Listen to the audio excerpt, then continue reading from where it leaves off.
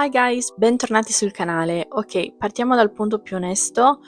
Ultimamente sono sempre esausta, non quel tipo di stanchezza che risolvi con una dormita, è più mentale, più profonda e la cosa assurda è che anche quando provo a fermarmi, il mio cervello subito parte con non stai facendo abbastanza, dovresti fare di più, dovresti essere più produttiva. È come se ci fosse sempre questa voce di sottofondo che mi ricorda le cose che non ho fatto. E il problema è che non mi prendo mai davvero un momento per riposarmi.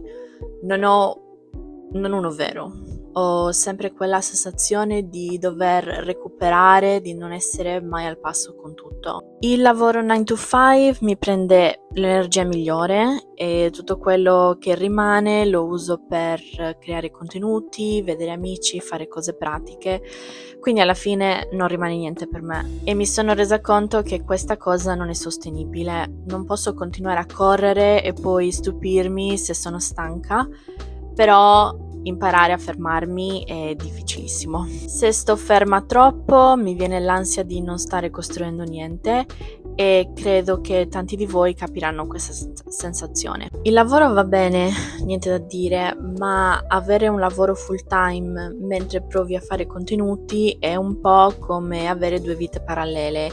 La parte più difficile non è il tempo, ma l'energia. Ci sono giorni in cui arrivo a casa e penso non ce la faccio, voglio stare in silenzio, e poi la sera parte la voce dovevi editare, dovevi fare le thumbnail, dovevi rispondere ai messaggi e così il ciclo ricomincia. Sto provando a darmi dei limiti, tipo 2-3 settimane, un video lungo, contenuti brevi quando riesco, senza forzare tutto.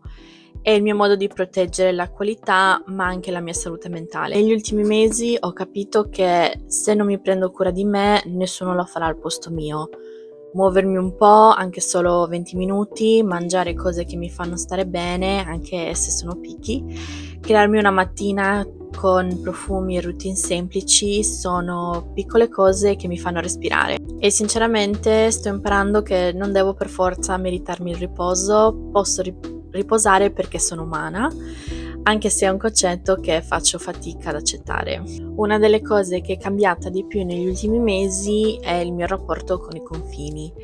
Per tantissimo tempo ho detto sì quasi a tutto: appuntamenti, favori, impegni extra, messaggi a cui rispondere subito, come se avessi paura che dicendo no le persone avrebbero pensato che non ci tenessi abbastanza.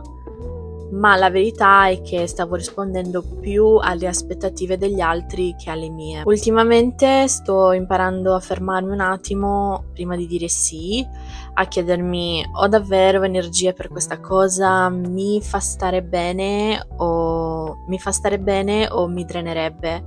E credetemi, per una che overthinks everything non è semplice. A volte dico no e poi mi sento in colpa per mezz'ora, però sto imparando a normalizzarlo. Il senso di colpa non significa che stai facendo qualcosa di sbagliato, significa solo che non eri abituata a mettere te stessa al primo posto. Mi sento diversa dall'anno scorso, ma in un modo molto calmo, come se stessi entrando in una fase più adulta, più radicata. Sto smettendo di controllare tutto e sto iniziando a lasciare che le cose si muovano naturalmente. Mi sorprende anche dirlo, ma mi sto fidando un po' più di me stessa. Una cosa che sto vivendo negli ultimi mesi è una specie di riscoperta, non una rivoluzione totale, ma quei piccoli cambiamenti che emergono quando finalmente ti ascolti. Mi sto accorgendo che alcune cose che mi andavano bene un anno fa ora mi stanno un po' strette. Il modo in cui mi vestivo, i contenuti che volevo fare, perfino certe dinamiche con le persone.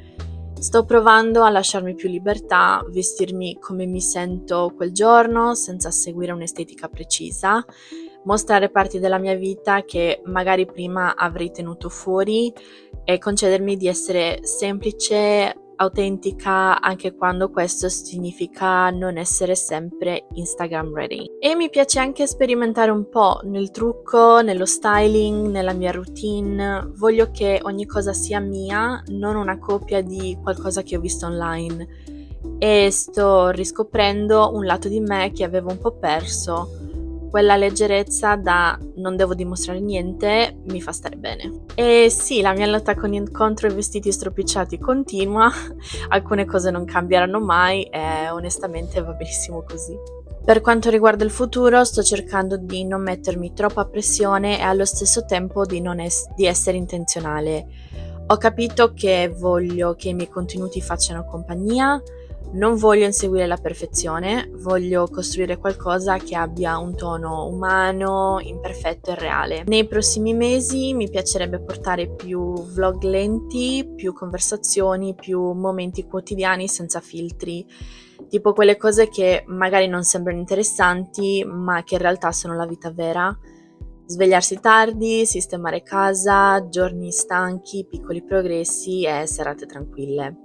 Quelle cose che fanno sentire meno soli. Vorrei anche lavorare di più su contenuti che abbiano un tema, qualcosa che lasci una sensazione.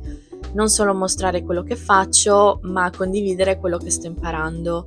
E poi ovviamente continuare con i miei video ogni 1 o 2 settimane per dare spazio alla qualità, alla riflessione e a un ritmo più umano. Non so esattamente dove mi porterà tutto questo, ma per la prima volta da tanto non mi spaventa, anzi mi incuriosisce. Grazie per aver ascoltato questo update un po' vulnerabile. Fatemi sapere come state voi, se anche voi siete in quella fase di sono stanca ma sto cercando di capirmi. Io vi mando un bacio gigante e ci vediamo nel prossimo video. Ciao!